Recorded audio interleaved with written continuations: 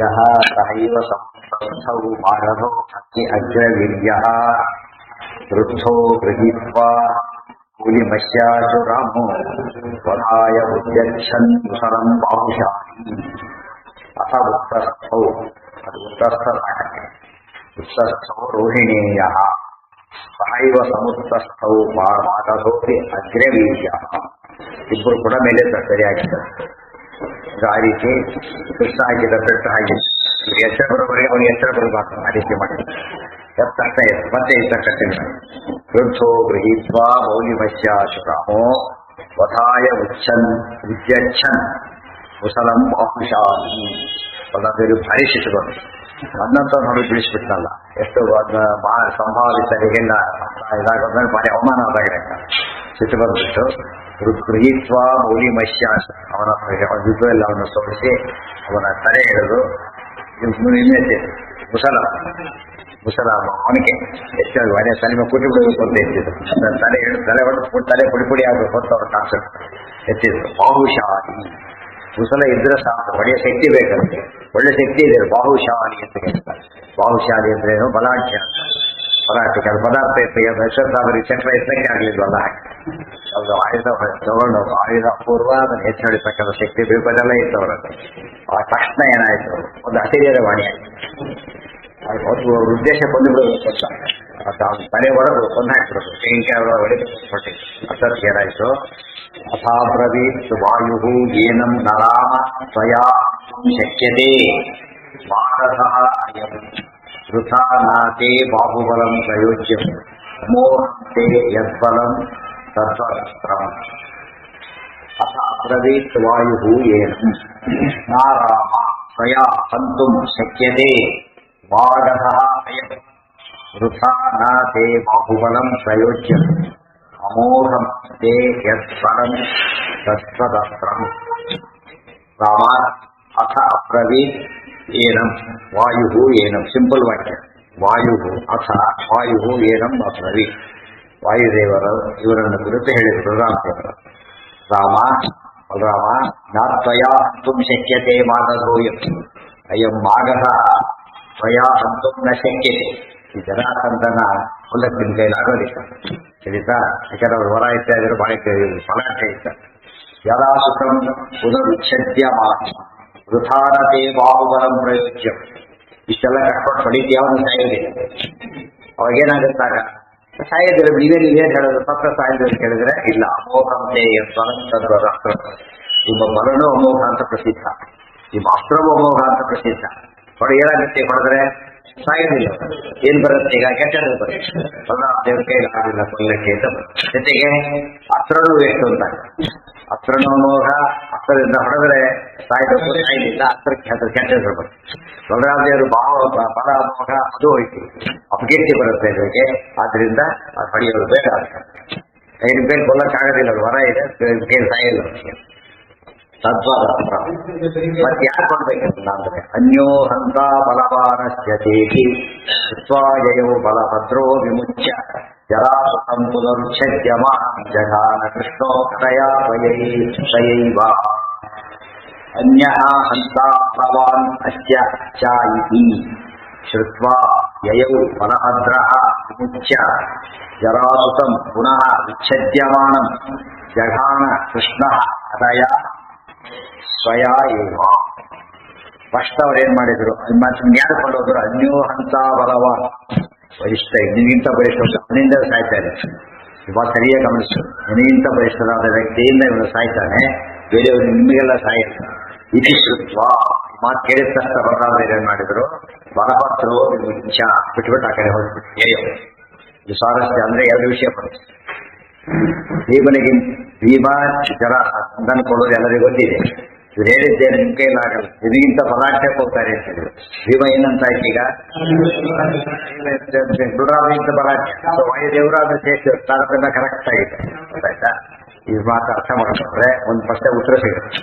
ಮುಂದೆ ಕೀಚಕನ ಬಾಯಲ್ಲಿ ಮಾತು ಬಂದಾಗ ಭೀಮಸ್ಯ ಬಲಭದ್ರಸ್ಯ ಭದ್ರಸ್ಯ ವೀರ್ಯವ. ಕೀಚಕ ಇವರು ಸತ್ತಿದ್ದಾನೆ ಅಂದ್ರೆ ಒಬ್ಬರು ಕೊಂದಿರ್ತಾರೆ. ಕೊಂದಿರು 3 ಜನ ಒಬ್ರು ಆಗ್ಬೇಕು. ಇವನಿಂತ ಬಲಾಢ್ಯರು ಕೊಡ್ತಾರೆ. ಬಲಾಢ್ಯರು 3 ಜನ. ಭೀಮಶ್ಚ ಬಲಭದ್ರಶ್ಚ ಭದ್ರರಾಜಶ್ಚ ವೀರ್ಯಂ ಚತುರ್ಥ ಕೀಚಕಸ್ತೇಷ ಪಂಚಮಂ ನಾನಶಿಷ್ಯು. ಮೂರು ಜನ ಕೀಚಕ ಸತ್ಯಗಳಿಂದ ಇದು ಮೂರು ಜನ ಏನು ಬಂದಿರ್ಬೇಕಷ್ಟೇ. ಮೊದ್ಲ್ಯಾರು ಭೀಮಸೇನ, ಆಮೇಲೆ ಯಾರು ರಾಮ, ಆಮೇಲೆ ಯಾರು ಶಲ್ಯ. ಈಕ್ವಲ್ ಅಲ್ಲ, ಅನ್ಯೋನ್ಯ ಅನಂತರ ಬಲಾಹ ಪ್ರಮಾದೇವ ಪ್ರಕೃತಿಯ ಬಂದು 2ನೇ ಅಧ್ಯಾಯದಲ್ಲಿ ಆಗಲಿ. ಅವರೆಲ್ಲ ಒನ್ ಆಫ್ಟರ್ ಅನ್ನೋದು ಫಸ್ಟ್ ಸೆಕೆಂಡ್ ಥರ್ಡ್ ಆಗ್ತಾರೆ, ಎಲ್ಲ ಈಕ್ವಲ್ ಅಲ್ಲ. ಆದ್ರಿಂದ ಅಂತ ಬಂದಿದೆ. ಇದೇನಾಗಿದೆ ಪ್ರಿಂಟೆಡ್ ಪಾಠಗಳು ಏನಾಗಿದೆ ಗೊತ್ತಾ, ಅದು ಭೀಮಶ್ಚ ಬಲಭದ್ರಶ್ಚ ಅಂತಿಲ್ಲ, ಬಲಭದ್ರಶ್ಚ ಭೀಮಶ್ಚ ಉಲ್ಟಾ ಪಲ್ಟಾ ಮಾಡಿಬಿಟ್ಟಿದ್ದಾರೆ. ಅರ್ಥ ಆಯ್ತಾ? ಅವಾಗ ನಮಗೇನು ಅನಿಸುತ್ತೆ, ಓ ಬಲರಾಮ ಶ್ರೀಮಶ್ರೇಷ್ಠ ಆ ಥರದ್ದಿದ್ದೆ. ಬಹುಶಃ ಇದು ಇದರಲ್ಲಿ ವಿಶಿಷ್ಟಾದ್ವೈತ ಸಂಪ್ರದಾಯ ಹೇಗೆ ಅಂದರೆ, ಅವರು ಶೇಷರನ್ನ ವಾಯುದೇವರಿಗಿಂತ ಗ್ರೇಟ್ ಅಂತ ಕರೀತಾರೆ. ಆ ಹಿನ್ನೆಲೆಯಲ್ಲಿ ಆ ಪ್ರಸಂಗ ಆಗಿರೋದು. ಬಟ್ ಕೆಲವು ಪಾಠಗಳು ಸರಿಯಾಗಿದೆ. ಭೀಮಶ್ಚ ಎಲ್ಲರಲ್ಲೂ ತಪ್ಪೇನಿಲ್ಲ, ಕೆಲವರಲ್ಲೂ ತಪ್ಪಿದೆ. ಅವನ ಪ್ರಶ್ನೆ ಬರುತ್ತೆ. ಈಗ ಅವ್ರದ್ದೊಂದು ಪಾಠ, ನಿಮ್ಮದೊಂದು ಪಾಠ, ಅವ್ರದ್ದು ಅವರಿಗೆ ಸರಿ, ನಿಮ್ಮದು ನಿಮಗೆ ಸರಿ ಅಂತ ಹೇಳ್ಬೋದಲ್ಲ. ಅದಕ್ಕೆ ಉತ್ತರ ಏನಂತ ಆಶ್ಚರ್ಯವಾಡಿ ಡಿಕ್ಲೇರ್ ಮಾಡಿದೆ. ಈಗ ಏನಂತ, ನಿಮಗಿಂತ ಬಲಾಢ್ಯ ಕೊಡ್ತಾರೆ ಅಂತ ಹೇಳಿದ್ರಿಂದ ಮತ್ತೆ ಯಾರು ಬರ್ಬೇಕಾಯ್ತಲ್ಲಿ? ಭೀಮನೇ ಬರ್ಬೇಕು. ಮಹಾಭಾರತದಂತೆ ಮಾತು ಹರಿವಂಶ ಬರುತ್ತೆ, ಇದರ ಹರಿವಂಶದಲ್ಲಿ ಹೇಳ್ತಾರೆ. ಹರಿವಂಶ ಮಹಾಭಾರತದ ಪಾಠ. ಆದ್ದರಿಂದ ಇಲ್ಲಿ ಆ ಪಾಠ ಸರಿಯಲ್ಲ, ಇದೇ ಪಾಠನೇ ಇರಬೇಕು. ಗೊತ್ತಾಯ್ತಾ? ಇದೇ ಪಾಠನೇ ಇರಬೇಕು, ಬೇರೆ ಇರ್ಲಿಕ್ಕೆ ಸಾಧ್ಯ ಇಲ್ಲ. ಭೀಮಶ್ಚ ಬಲಭದ್ರಶ್ಚ ಹೇಳಿದ್ನಲ್ಲ, ಭೀಮಶ್ಚ ಬಲಭದ್ರಶ್ಚ ಆಚಾರ್ಯ ಬಂಡೆ ಕೋಟ್ ಮಾಡಿದ್ರೆ 2ನೇ ಅಧ್ಯಾಯದಲ್ಲಿ ಆಗಲಿ. ಇವರು ಬದಲಾವಣೆ ವಾಯುದೇವರು ಕಡಿಮೆ ಆಗ್ಬೇಕು, ಇವರು ಜಾಸ್ತಿ ಆಗ್ಬೇಕು ಅಂತ ಮಾಡಿದ್ರು ತಂತ್ರ. ಇಷ್ಟು ಮಾಡಿದ್ರೆ ಉಪಯೋಗ ಆಗಲ್ಲ ಅವರಿಗೆ. ಯಾಕೆ ಗೊತ್ತಾ, ಬಲಭದ್ರ ಭೀಮನೇ ಇರಲಿ, ನಮಗೇನು ತೊಂದರೆ ಇಲ್ಲ. ಇದ್ರು ಕೂಡ ಬಲಭದ್ರ ಯಾವಾಗ ಬಲರಾಮನಿಗೆ ಗೇಟ್ ಆಗ್ತಿದ್ರು, ಆವೇಶ ಇದ್ದಾಗ ಅಷ್ಟೇ. ಶುಕ್ಲಿಗೆ ಆವೇಶ ಇದ್ದಾಗ, ಅದು ಬರೀದ್ರಲ್ಲಿ ಆಗ್ಲಿಲ್ಲ. ಮತ್ತೆ ಭೀಮನಿಗೆ ಏನು ಬೇಕಿಲ್ಲ, ಸ್ವತಃ ಇಷ್ಟೆಲ್ಲ ಕಷ್ಟಪಟ್ಟು ಕೂಡ ಸೊಲ್ಯೂಷನ್ ಸಿಗ್ಲಿಲ್ಲ. ಕೆಡಿಸಿದ್ದಷ್ಟೇ ಬಂದು, ಕೆಡಿಸಿದ್ದಷ್ಟೇ ಭಾಗ್ಯ ಅಂತಾರಲ್ಲ, ಅಷ್ಟೇ ಹೊರತು ಪ್ರಯೋಜನ ಆಗಲಿಲ್ಲ. ಸೊ ಭೀಮಶ್ಚ ಬಲಭದ್ರಶ್ಚ ಮಹಾಭಾರತಕ್ಕೆ ಹರಿವಂಶಕ್ಕೆ ಅನುಗುಣವಾದ ಸರಿಯಾದ ಪಾಠ ಅದು ಮಹಾಭಾರತ. ಅದು ಎಷ್ಟು ವ್ಯತ್ಯಾಸ ಮಾಡ್ತಾರೆ, ಅದಕ್ಕೆ ಅವ್ರು ಹೇಳಿದ್ರು ಆಚಾರ್ಯರು. ಕ್ವಚಿತ್ ಗ್ರಂಥಾನ್ ಪ್ರಕ್ಷಿಪಂತಿ ಕ್ವಚಿತ್ ಅಂತರಿತಾನಪಿ ಕ್ವಚಿತ್ ಕುರ್ಯುಶ್ಚ ವ್ಯತ್ಯಾಸಂ ಪ್ರಮಾದಾತ್ ಕ್ವಚಿತ್ ಅನ್ಯಥಾ.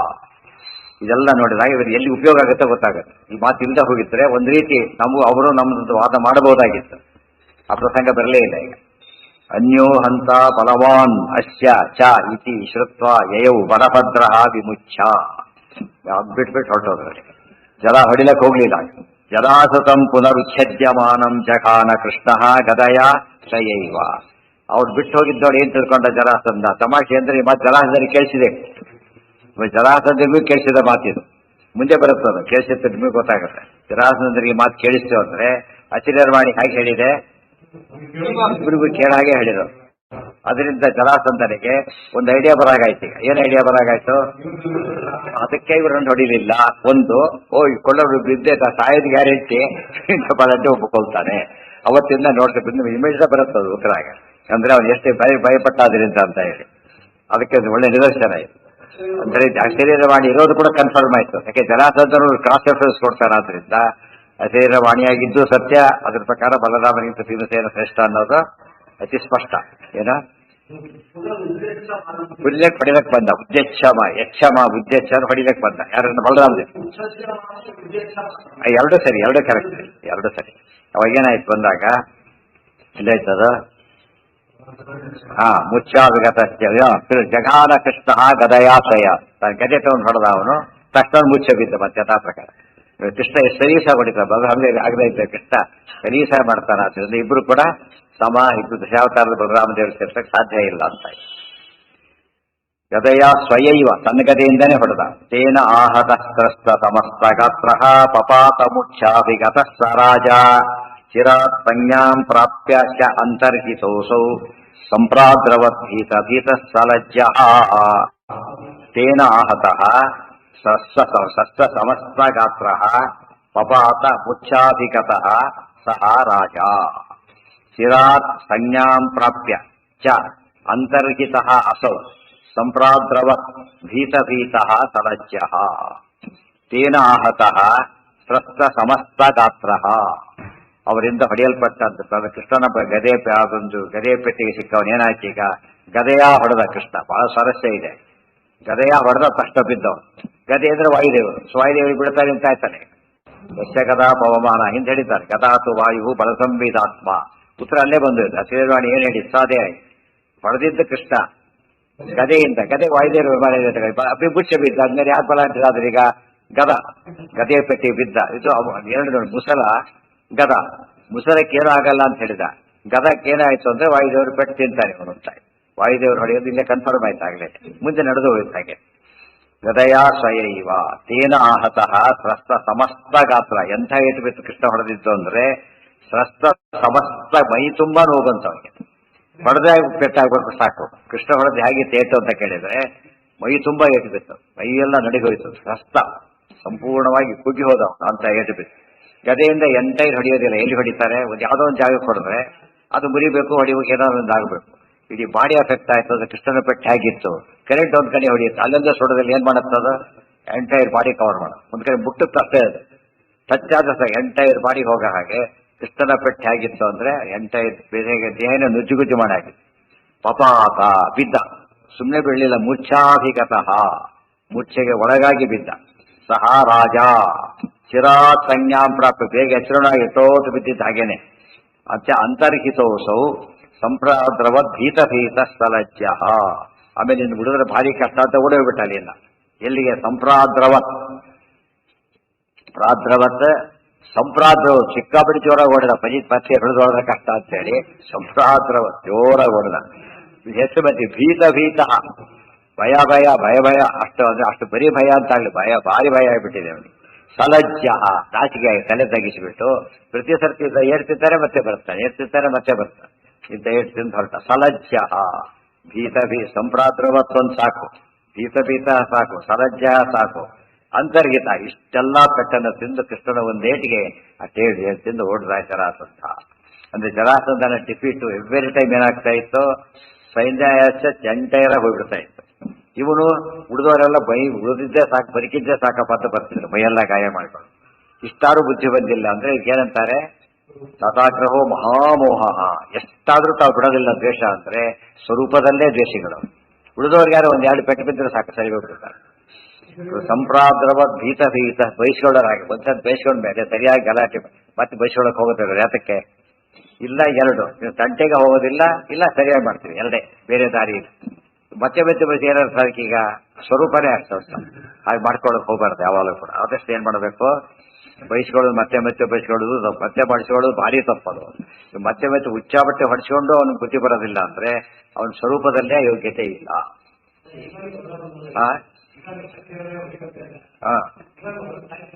ಈಗ ಅದಕ್ಕೆ ನೀವು ಹೇಳಿದಾಗ ಸಾಯ್ತಾ, ನೀವು ಹೊಡೆದಾಗ ಸಾಯಲ್ಲ ಇಲ್ಲ ಇಲ್ಲ ಇಲ್ಲ ಅಲ್ಲ, ನಾವ್ ಹೇಳಿದಾಗೆ ನೀವು ಹೇಳಿದಾಗ ಅವ್ರು ಕೇಳಲ್ಲ, ಕೃಷ್ಣ ಹೇಳಿದಾಗ ಕೇಳೋದು. ಕೃಷ್ಣ ಯಾವಾಗ ಹೊಡಿಬೇಕು ಸಂಕಲ್ಪ ಯಾವಾಗ ಹೊಡಿತಾನೆ, ಯಾವಾಗ ಹೊಡಿಬೇಕು ಒಂದು ಸ್ಟೇಜಲ್ಲಿ ಹೊಡಿಬೇಕು. ಇನ್ನೂ ಅವ್ರು ಪಾಪ ಮಾಡೋದು ಬೇಕಾದಷ್ಟಿದೆ. ಈಗ ಮುಂದೆ ಗೊತ್ತಾಗುತ್ತೆ. ಈಗ ಒಂದು ಮಾತಿದೆ, ಸರಿಯಾಗಿ ಅರ್ಥ ಮಾಡ್ಕೋಬೇಕಂತ. ಯಾವನೊಬ್ಬರು ದೊಡ್ಡ ಅಪಘಾತದಲ್ಲಿ ಬದಿ ಕುಡಿದ್ಬಿಟ್ಟ, ಬದಿ ಕುಡ್ದ. ಅವನು ಒಳ್ಳೆಯವನಾಗಿದ್ರೆ ಇನ್ನೂ ಭಾರಿ ಒಳ್ಳೆ ಕೆಲಸ ಮಾಡೋದಿದೆ ಬಾಕಿ ಅಂತ ಅರ್ಥ. ಅವ್ನಿಗೆ ಕೆಟ್ಟವರಾಗಿದ್ರೆ ಇನ್ನೂ ಭಾರಿ ಕೆಟ್ಟದ್ದು ಬರ್ತಾರೆ ಅಂತ ಅರ್ಥ. ಇನ್ನೂ ಪಾಪದ ಕೂಡ ಸುದ್ದಿ ಇಲ್ಲ ಅಂತ ಅರ್ಥ. ಇಬ್ಬರಿಗೂ ಅನ್ವಯ. ಇಬ್ಬರು ಅಪಘಾತದಲ್ಲಿ ಹೊಡಿತಾರೆ, ಎಷ್ಟೋ ಸಲ ಹೊಡಿತಾರೆ. ಎಂತೆಂಥ ಮೇಜರ್ ಆಕ್ಸಿಡೆಂಟ್ ಅಲ್ಲೂ ಕೂಡ ಕಾಯ್ದೆ ಇರ್ತಾರೆ. ಆಮೇಲೆ ಅಬ್ಸರ್ವ್ ಮಾಡಿ ಮತ್ತೆ ಮೊದಲಿಗಿಂತ ಭಾರಿ ಕೆಟ್ಟದ್ದು ಮಾಡ್ತಾ ಇದ್ದಾರೆ. ಅದು ಕೊಡಕ್ಕೆ ದುರ್ಯೋಧನ ಇದ್ದಾನೆ. ಅದು 6 ಗಂಟೆ ಹೊತ್ತಿ ಬಿದ್ದ, ತಡೆ ಬಿಡ್ಕೊಂಡು ಪ್ರಾಣ ಹೋಗ್ಲಿಲ್ಲ. ರಾತ್ರಿ 12-1 ಗಂಟೆ ಸತ್ತ. ಗೊತ್ತಾಯ್ತಾ? ಅಷ್ಟೊಳಗೆ ಏನ್ ಮಾಡಿಸ್ತೆ ಅವನು, ಎಷ್ಟು ಎಂಥ ಪಾಪ ಮಾಡಿಸ್ತಾನೆ ಲೆಕ್ಕ ಇಟ್ಬೇಕು. ಎಕ್ಸಾಂಪಲ್ ಇದು ಅರ್ಥ ಮಾಡಿ. ಪರೀಕ್ಷಿತ್ ರಾಜ ಹೇಳಿ ಸಾಯ್ಬೇಕಾಗಿತ್ತು, ಎಂಥ ಕೆಲಸ. ಭಾಗವತ ಈ ಜಗತ್ತಿಗೆ ಭಾಗವತ ಪುರಾಣ ಸ್ವಲ್ಪ ಮಾಡಿಸತ್ತ. ಎಷ್ಟೇ ಡಿಫರೆನ್ಸ್, 7 ದಿವಸದ ಆಯುಷ್ಯದಲ್ಲಿ ಎಂತ ಸಾಧನೆ ಮಾಡ್ತಾರ ಅಂತ. ಅದಕ್ಕೆ ಯಾವಾಗಲೂ ಅಂದ್ಕೋಬೇಕು, ನಮ್ಗೆ ಏನಾದ್ರು ಆಪತ್ತು ಬಂದು ಪರಿಹಾರವಾದ್ರೆ ದೇವರು ಒಳ್ಳೆ ಕೆಲಸ ಮಾಡಲಿಕ್ಕೆ ಸಂತೋಷ ಪಡಬೇಕು. ಅಥವಾ ಕೆಟ್ಟ ಕೆಲಸ ಮಾಡಿದ್ರೆ ಅಯೋಗ್ಯ ಅಂತ ಸಾಕು ಕನ್ಫರ್ಮ್ ಮಾಡ್ಕೋಬೇಕಷ್ಟೇ. ಮಾಡ್ಕೊಳ್ಳೋ ಶಕ್ತಿ ಇರೋದಿಲ್ಲ ಅದಕ್ಕೆ. ಯಾವ್ದು ಅದೇ ಹೇಳಿದ್ದು, ಅಂತ್ಯಕಾಲಕ್ಕೆ ವಿಶೇಷ ಪಾಪ ಮಾಡ್ತಾರೆ ಅಂದ್ರೆ ಭಾರಿ ದುಷ್ಟ, ಭಾರಿ ವಿಶೇಷ ದುಷ್ಟ ಅಂತ. ವಿಶೇಷ ಇಲ್ಲಿಂದ ಅದಕ್ಕೆ ಹೇಳಿದ್ನಲ್ಲ, ಅದೇ ತಾತ್ಪರ್ಯ. ಸರಿಯಾಗಿ ಯೋಚನೆ ಮಾಡಿ, ಏನು ಉಳ್ಕೊಂಡೆ ಸದ್ಯ ಇನ್ನು ನೆಕ್ಸ್ಟ್ ನೋಡ್ಕೋತೀನಿ ಅಂತ ಆ ಮನೆ ಬರುತ್ತೆ. ಬಿಡ್ದವ್ರು ಹಾಗಲ್ಲ, ಯೋಗ್ಯರಾಗಿ ಏನ್ ಮಾಡ್ತಾರೆ, ಮತ್ತಿನ್ನೆಂದ ತಂಟೆ ಹೋಗೋದಿಲ್ಲ. ಆ ಬೆಟ್ಟದ ಎಚ್ಚರಿಕೆ. ಇನ್ನೊಂದು ಅಂತ ಉಳಿದವರಿಗೆ ಒಂದು ಇದಾಗುತ್ತೆ, ತಕ್ಷಣ ಚೇಂಜ್ ಆಗಿಬಿಡ್ತಾರೆ. ಅದು ಇನ್ನೊಂದು ಕೇಸ್. ಇನ್ನೂ ಕೆಲವು ಒಳ್ಳೆಯವ್ರಿಗೆ ಕೆಟ್ಟದ್ದು ಚೇಂಜ್ ಆಗ್ತಾನೆ ಅಂತವ್ರು ಇರ್ತಾರೆ. ಎಲ್ಲೋ ತಿರುಪತಿಗೆ ಹೋಗಿದ್ದ ಬರ್ತಾ ಆಕ್ಸಿಡೆಂಟ್ ಆಯ್ತು, ಇನ್ನು ಜನ್ಮದಲ್ಲೇ ತಿರುಪತಿಗೆ ಹೋಗಲ್ಲ ಅನ್ಕೋಬಿಟ್ಟು ಎಂತ ಪಾಪ ಮಾಡ್ತಾರ ಅವನೀಗ. ಇವನೇನು ಅನ್ಕೊಂಡೆ, ಒಳ್ಳೆಯವನಾದ್ರೆ ಸಾಯೋ ಯೋಗ ಇತ್ತು, ತಿರುಪತಿಗೆ ಹೋಗೋದೇ ಬದುಕಿದೆ ಅಂತ. ಅವರು ತಿರುಪತಿಗೆ ಹೋಗೋದಿದ್ದಕ್ಕೆ ಸಾಯಲಕ್ಕೆ ಹೊಟ್ಟಿದ್ದು, ಇನ್ಮೇಲೆ ಹೋಗೋದಿಲ್ಲ ಅನ್ಕೊಂಡು. ಅದು ಒಂದನೇ ಅವ್ರ ಮನಸ್ಸಿಗೆ ಅಷ್ಟಾಗೋದೇ ಹಾಗೆ, ಅವ್ರ ಮನಸ್ಸಲ್ಲೇ ದೋಷ ಇರೋದ್ರಿಂದ ಹಾಗೆ ಅರ್ಥ ಮಾಡ್ಕೊತಾರೆ. ಇದು ಜೀವತ್ರೈವಿಧ್ಯ ಕ್ಲಿಯರ್ ಆಗಿ ಗೊತ್ತಾಗುತ್ತೆ. ಪಿನಾಹತ ಸ್ವಸ್ಥ ಸಮಸ್ತ ಗಾತ್ರ ಪಪಾತ ಮೂರ್ಛಾಭಿಗತಃ ಮೂರ್ಛಾ ಅಭಿಗತಃ ಗಾಢಮೀರ್ಛೆಗೊಳಗಾಗಿ ಬಿದ್ದ ಚಿರಾತ್ ಸಂಜ್ಞಾಂ ಪ್ರಾಪ್ಯ ಚ ಅಂತರ್ಹಿತೋಸೌ ಸಂಪ್ರಾದ್ರವತ್ ಭೀತಭೀತಃ ಸಲಜ್ಜ ಯಯೌ ಶಿಷ್ಟೈಃ ರಾಜಭಿಃ ಸಂಯುತಶ್ಚ ಪುರಂಜೀವೇತ್ಯೇವ ಕೃಷ್ಣೇನ ಮುಕ್ತಃ ಪುನರ್ಯುದ್ಧಂ ಬಹುಶಃ ಕೇಶವೇನ ಕೃತ್ವಾಜಿತೋ ರಾಜಗಣೈಃ ಸಮೇತಃ ಯಯೌ ಶಿಷ್ಟೈಃ ರಾಜಭಿಃ ಸಂಯುತಃ ಚ ಪುರಂ ಜೀವ ಇತಿ ಏವ ಕೃಷ್ಣೇನ ಮುಕ್ತಃ ಪುನಃ ಯುದ್ಧಂ ಬಹುಶಃ ಕೇಶವೇನ ಕೃತ್ವಾ ಜಿತಃ ರಾಜಗಣೈಃ ಸಮೇತಃ ಯಯೌ ಶಿಷ್ಟೈಃ ರಾಜಭಿಃ ಸಂಯುತಃ ಉಳ್ಕೊಂಡ್ ರಾಜರಿದ್ರಲ್ಲ, ಉಳ್ಕೊಂಡ್ ರಾಜರು ಕೆಲವು ರಾಜರು ಹೋಗಿದ್ರು, ಉಳ್ಕೊಂಡ್ ರಾಜರಲ್ಲ ಪ್ರಧಾನ ಮುಂದೆ ಸಾವಿರೆಲ್ಲ ಉಳ್ಕೊಂಡಿದ್ರು ಅಷ್ಟೇ. ಯಾರು ಅಂತ ಉಳ್ಕೊಂಡು ಸಿಂಪಲ್ ಆನ್ಸರ್, ಮುಂದೆ ಯಾರ್ಯಾರು ಸಾಯ್ತಾರೋ ಈಗ ಉಳ್ಕೊಂಡವ್ರು ಅಷ್ಟೇ, ಅವ್ರ ಸಮೇತ ಹೊರಟವ್ರು. ಸಂಯುತಸ್ಯ ಪುರಂ ಜೀವೇತ್ತೇವ ಕೃಷ್ಣೇನ ಮುಕ್ತಃ ಇವನ್ ಎಸ್ಕೇಪ್ ಆಗಿ ಕೃಷ್ಣ ಬಿಟ್ಟಿದ್ದಕ್ಕೆ ಹೋದ, ಎಲ್ಲ ಅದರ ಕತೆ ಮುಗಿದು ಹೋಗ್ತಿತ್ತು ಅವನು. ಇವನ್ ಕೈಲಿ ಕೊಲಿಸ್ಬೇಕು ಅನ್ನೋ ಸಂಕಲ್ಪಕ್ಕೆ ಕೃಷ್ಣ ಬಿಟ್ಟನೆ ಹೊರತು ಬೇರೆ ಎಲ್ಲ. ಅದಕ್ಕೋಸ್ಕರ ಕೃಷ್ಣೇನ ಮುಕ್ತಃ, ಮುಕ್ತ ಆದ್ರೆ ಮುಕ್ತಿ ಹೋದ ಅಂತ ಅರ್ಥ ಅಲ್ಲ, ಮತ್ತೆ ಇಲ್ಲಿ ಬಿಡುಗಡೆ ಆದ ಅಂತ ಅರ್ಥ. ಮುಕ್ತಿ ಶಬ್ದಕ್ಕೆ ಬಿಡುಗಡೆ ಅಂತಾನೆ ಅರ್ಥ. ಸಂಸಾರದ ಜೈಲಿಗೆ ಹಾಕಿದ್ರು ಬಿಡುಗಡೆ ಮುಕ್ತನಾದ ಅಷ್ಟೇ. ಸಂಸಾರದಿಂದ ಮುಕ್ತನಾದ್ರೆ ಅದು ಶಾಶ್ವತ ಮುಕ್ತಿ, ನಿಜವಾದ ಮುಕ್ತಿ. ಕೃಷ್ಣನ ಕೈಯಿಂದ ಉಳ್ಕೊಂಡ ಅಂತ ಅವತ್ತಿನ ಮಟ್ಟಿಗೆ ಉಳ್ಕೊಂಡು ಓಡೋರ. ಪುನರ್ಯುದ್ಧಂ ಬಹುಶಃ ಕೇಶವೇನ ಕೃತ್ವ ಬಿಡ್ಲಿಲ್ಲ, ಮತ್ತೆ ಮತ್ತೆ ಯುದ್ಧಕ್ಕೆ ಬರ್ತಾನೆ ಇದ್ದ. ಒಟ್ಟು 18 ಆಗ್ಬೇಕಲ್ಲ, ಮತ್ತೆ ಮತ್ತೆ ಬಂದ. ಇದಕ್ಕಿಂತ ಮುಂಚೆನೇ ಬಂದಿದ್ದ, ಆಮೇಲೂ ಬಂದ. ಕೊನೆಯೇ ಬರೋದನ್ನು ಮುಂದೆ ಹೇಳ್ತಾ ಜಿತೋ ರಾಜಗಣೈ ಸಮೇತಃ. ಅವನು ಸೋತ, ಅನುಯಾಯಿಗಳು ಸೋತು. ದುಷ್ಟರ ಜೊತೆಗೆ ಶಿಷ್ಟರ ಜೊತೆಗೆ ಸಂಘವಾಗಲಿ ಸಾಧು ಸಂಘವಾಗಲಿ, ತಮ್ಮ ಶಿಷ್ಟರಿಗೆ ಒಳ್ಳೇದಾದ್ರೆ ಅನುಸರಿಸೋರೆಲ್ಲ ಒಳ್ಳೇದಾಗುತ್ತೆ. ದುಷ್ಟರ ಜೊತೆಗಿದ್ದವರಿಗೆ ಅವನಿಗೆ ಕೆಟ್ಟದಾದ್ರೆ ಉಳಿದವ್ರಿಗೆಲ್ಲ ಕೆಟ್ಟದಾಗತ್ತೆ. ಅದಕ್ಕೇನೆ ದುರ್ಜನರ ಸಂಘ ಮಾಡೋದು ಅಂದ್ರೆ ಅನರ್ಥ ಗುರಿಯಾಗೋದು ಅಂದ್ರೆ ಒಂದೇ ಅಂತ ಅರ್ಥ. ಕೃಷ್ಣೋ ಜಿತ್ವಾ ಮಾಗಧಂ ರೋಹಿಣೇಯ ಯುಕ್ತೋ ಯಯೌ ತಮಘೋಷೇಣ ಸಾರ್ಧಂ ಪಿತೃಶ್ವಸಾಯಾಃ ಪತಿನಾ ತೇನ ಚೋಕ್ತಃ ಪೂರ್ವಂ ಜಿತೇನಾಪಿ ಯುಧಿ ಸ್ಮ ಬಾಂಧವಾನ್. ಕೃಷ್ಣಃ ಜಿತ್ವಾ ಮಾಗಧಂ ರೋಹಿಣೇಯ ಯುಕ್ತಃ ಯಯೌ ದಮಘೋಷೇಣ ಸಾರ್ಧಂ ಪಿತೃಶ್ವಸಾಯಾಃ ಪತಿನಾ ತೇನ ಚ ಉಕ್ತಃ ಪೂರ್ವಂ ಜಿತೇನ ಅಪಿ ಯುಧಿ ಸ್ಮ ಬಾಂಧವಾನ್. ಕೃಷ್ಣ ಜಿತ್ವಾ ಮಾಗಧಂ, ಕೃಷ್ಣ ಆ ಮಾಗಧ ಜರಾಸಂಧನನ್ನ ಜಿತ್ವಾ ಗೆದ್ದು ರೋಹಿಣೇಯ ಯುಕ್ತ ಬಲರಾಮನೊಂದಿಗೆ ಕೂಡಿಕೊಂಡು ಯಯೌ ಹೊರಟ. ಎಲ್ಲಿ ಯಾರ ಜೊತೆಗೆ? ದಮಘೋಷೇಣ ಸಾರ್ಧಂ. ದಮಘೋಷ ಅವನು ಯಾರವನು? ಶಿಶುಪಾಲನ ಅಪ್ಪ, ಗೊತ್ತಾಯ್ತಾ? ದಮಘೋಷನ ಮಗನೇ ಶಿಶುಪಾಲ, ಗೊತ್ತಾಯ್ತಾ? ಅವನೇ ಧನು ಗಂಧರ್ವ, ಕಬಂಧನಾಗಿದ್ದವನು ಅವನೇ. ರಾಮಾಯಣದ ಕಬಂಧನೇ ಈಗಿನ ದಮಘೋಷ, ಗೊತ್ತಾಯ್ತಾ? ಧನು ನಾಮ ಗಂಧರ್ವ ಸ್ವರೂಪತಃ. ದಮಘೋಷೇಣ ಸಾರ್ಧಂ ಹಿಂದೆ ಹೇಳಿದ್ದಾರಾಗಲೇ, ಮತ್ತೆ ಹೇಳಿಲ್ಲ. ಪಿತೃಶ್ವಸಾಯಾಃ ಪತಿನ ತೇನ ಚ ಉಕ್ತಃ, ಇದು ಸ್ವಲ್ಪ ಮುಂದೆ ಹೇಳ್ತಾರೆ, ಅಲ್ಲಿ ಹಿಂದೆ ಹೇಳಿದ್ದಾರೆ. ಪಿತೃಶ್ವಸಾಯಾಃ ಪತಿನ ತೇನ, ಅವ್ರು ಯಾರವನು? ಪಿತೃಶ್ವಸ ಅಂದ್ರೇನು? ಸೋದರತ್ತೆ, ಸೋದರತ್ತೆಯ ಮಗ, ಪತಿ ಗಂಡ. ಅವನು ಸೋದರತ್ತೆಯ ಮಗನೇ ಶಿಶುಪಾಲ. ಗಂಡ ಯಾರು ಚಾಚರಲ್ಲಿ? ದಮಘೋಷ. ಚ ಉಕ್ತಃ ಪೂರ್ವಂ ಜಿತೇನಾಪಿ ಯುಧಿ ಸ್ಮ ಬಾಂಧವಾನ್. ಪೂರ್ವಂ ಜಿತೇನಾಪಿ ಯುಧಿ ಸ್ಮ ಬಾಂಧವಾನ್. ಮೊದಲು ಯುದ್ಧದಲ್ಲಿ ಸೋತವನೇ ಕೃಷ್ಣ ಯುದ್ಧ ಮಾಡಿಬಿಟ್ಟವನು, ಅವನೀಗ ಮುಂದೆ ಹೊರಟ. ಯಾಮ ಪುರಂ ಬಂಧುಗಳು, ಆಕ್ಚುಲಿ ಬಂಧುಗಳು. ಯಾತಕ್ಕೆ? ಶಿಶುಪಾಲನು ಕೂಡ ಯಾರ ಜೊತೆ ಬಂದಿದ್ದೀಗ? ಜನಾರ್ದನ ಜೊತೆ. ಈಗ ಬಂದಿದ್ದವನು ಸೋತು ಓಡೋದ. ದಮಘೋಷನು ಬಂದಿದ್ದ, ಅವನು ಸೋತ. ಅವರೆಲ್ಲ ಓಡಿ ಹೋದ್ರು, ಅಲ್ಲೇ ನಿಂತ್ಕೊಂಡವನು. ನಿಂತ್ಕೊಂಡ್ಬಿಟ್ಟು ಕೃಷ್ಣ ಬಂಧು ಬಾಂಧವ, ಅವರ ಬಂಧುಗಳಾದ್ರಲ್ಲ ಈಗ ಬಂಧುಗಳು. ಆ ಯುದ್ಧ ಮಾಡಕರ ಹೋಯ್ತು, ಈ ಬಂಧುಗಳು ಬಂದ. ಯಾಮ ಪುರಂ ಕರವೀರಾಖ್ಯಮೇವ ಮಹಾಲಕ್ಷ್ಮ್ಯಾ ಕ್ಷೇತ್ರ ಸಂದರ್ಶನಾಯ ಶ್ರುತ್ವಾ ವಾಕ್ಯಂ ತಸ್ಯ ಯುದ್ಧೇ ಜಿತಸ್ಯ ಪ್ರೀತ್ಯಾಯುಕ್ತಸ್ಯಾತ್ಮನ ತದ್ಯುತೋಗಾತ್. ಯಾಮಃ ಪುರಂ ಕರವೀರಾಖ್ಯಂ ಏವ ಮಹಾಲಕ್ಷ್ಮ್ಯಾಃ ಕ್ಷೇತ್ರ ಸಂದರ್ಶನಾಯ ಶ್ರುತ್ವಾ ವಾಕ್ಯಂ ತಸ್ಯ ಯುದ್ಧೇ ಜಿತಸ್ಯ ಪ್ರೀತ್ಯಾಯುಕ್ತಸ್ಯ ಆತ್ಮನ ತದ್ಯುತಃ ಅಗಾತ್. ಯಾಮಃ ಪುರಂ ಕರವೀರಾಖ್ಯಮೇವ. ಕರವೀರ ಕೊಲ್ಲಾಪುರ. ನಾವು ಕೊಲ್ಲಾಪುರಕ್ಕೆ ಹೋಗೋಣ ಅಂತ ಕರೆದಾರ. ಕೊಲ್ಲಾಪುರಕ್ಕೆ ಹೋಗೋಣ ಬಾ ಕೃಷ್ಣ ಅಂತ ಕರೆದ. ಇದು ಕರವೀರ ಕೊಲ್ಲಾಪುರ. ಅದ್ ಹೆಸರು ಕರವೀರ, ಕೊಲ್ಲ ಇಲ್ಲೊಂದು ಹೆಸರು ಅಷ್ಟೇ, ಲಾಭ ಅಂತ. ಕರವೀರಾಖ್ಯಮೇವ ಮಹಾಲಕ್ಷ್ಮಿಯ ಕ್ಷೇತ್ರ ಯಾವ್ದದು? ಇಷ್ಟ ಇಷ್ಟು ದೂರ ಬಂದಿದ್ದೇವೆ. ಮಹಾಲಕ್ಷ್ಮಿ ಕ್ಷೇತ್ರ ಕೊಲ್ಲಾಪುರ ಇದೆ, ಗೋವಾದಿಂದ ಕೊಲ್ಲಾಪುರ ಗೋದ, ಅಲ್ಲಿ ಹೋಗ್ಬೇಕು. ಅಲ್ಲಿ ಹೋಗೋಣ, ಮಹಾಲಕ್ಷ್ಮಿ ಕ್ಷೇತ್ರ ನೋಡಿದಾಗಾಯ್ತು ಅಂತ ಕರೆದ. ಕೃಷ್ಣ ಹೊರಟಂಗೆ. ಮಹಾಲಕ್ಷ್ಮಿ ಕ್ಷೇತ್ರ ಅಂತ ಎಲ್ಲಿ ಬಂದಿದೆ? ಈಗಾಗಲೇ ವೆಂಕಟೇಶ್ ಕಲ್ಯಾಣ ಹೇಳಿದ್ದಾರೆ. ಅಲ್ಲಿಂದ ಮಹಾಲಕ್ಷ್ಮಿ ಕೊಲ್ಲಾಪುರಕ್ಕೆ ಹೋದ್ರು, ಇತ್ತ ತಿರುಪತಿ ಬಂದ ಅಂತ ಹೇಳಿದ್ದಾರೆ. ಸೊ ವೆಂಕಟೇಶ್ ಮಹಾತ್ಮೆ ಇದೇನಾಯ್ತು? ಈಗ ಕ್ರಾಸ್ ಚೆಕ್ ಆಯ್ತು. ಎಷ್ಟೊತ್ತಲ್ಲಿ ವೆಂಕಟೇಶ್ ಮಾತು ಸುಳ್ಳು ಸುಳ್ಳು ಅಂತ ನಮ್ಮವರೇ ಬೈತಿರ್ತಾರೆ, ತಪ್ಪದು. ಯಾಕೆ ಅದು ಆಚಾರ ರೆಫರ್ ಮಾಡಿ ಆಯ್ತು. ಈಗ ಮಹಾಲಕ್ಷ್ಮಿ ಕ್ಷೇತ್ರ ಸಂದರ್ಶನ ಮಾಡಿದ್ರು ಹೊರಟು ಅಂದ್ಮೇಲೆ ಮಹಾಲಕ್ಷ್ಮಿ ಬಂದಿದ್ದ ವಿಷಯ, ವೆಂಕಟೇಶ್ ಕಲ್ಯಾಣದ ಕಥೆ ಎಲ್ಲ ಸತ್ಯ ಅಂತ. ಬಾಂಧವ ಯಾಮಃಪುರಂ ಕರವೀರಾಖ್ಯಮೇವ ಮಹಾಲಕ್ಷ್ಮ್ಯಾ ಕ್ಷೇತ್ರ ಸಂದರ್ಶನಾಯ ಶ್ರುತ್ವಾ ವಾಕ್ಯಂ ತಸ್ಯ ಯುದ್ಧೇ ಜಿತಸ್ಯ. ಯುದ್ಧದಲ್ಲಿ ಸೋತೋನ್ ಮೊದಲು ಈಗ ಕರೆದಾಗ ಯಾರು ಬರ್ತಾರ? ಇಷ್ಟೊತ್ತು ಯುದ್ಧ ಮಾಡಿ ಬುದ್ಧಿ ಬಂದಿಲ್ಲ ನಿನಗೆ ಅಂತ ಕೃಷ್ಣ ಮಾಡಲಿಲ್ಲ. ಹಾಗೆ ಯಾಕೆ? ಅವ್ನು ಭಕ್ತ, ಅವನು ಭಯದಿಂದ ಸೇರಿದವನಿಗೆ, ಜಲಾಂಧನ ಪ್ರೀತಿಯಿಂದ ಸೇರಿದವನಲ್ಲ.